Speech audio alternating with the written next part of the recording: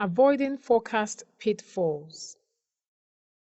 While a forecast cannot be perfect, you want to make it resemble reality as much as possible.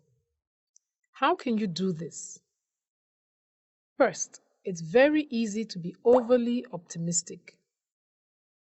If your forecast does not meet your sales targets, you may be inclined to estimate the results of your marketing and sales campaigns more optimistically so that the figures will match.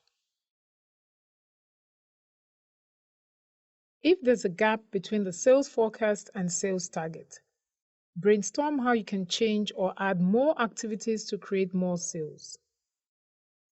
Second, your figures may be wishful thinking rather than an educated guess.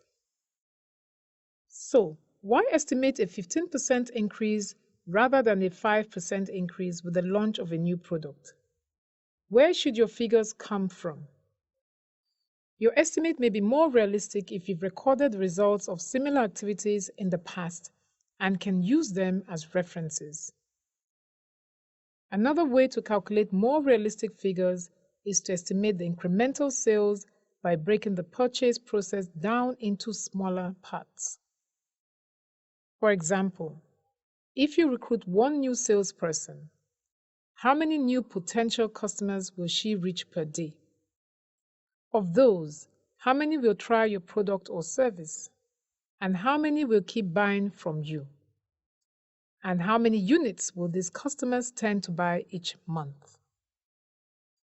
Third, use multiple reliable sources of information to double-check your assumptions. While your own common sense is important, you should also get feedback from your staff who are closer to customers and may know their buying behaviors best.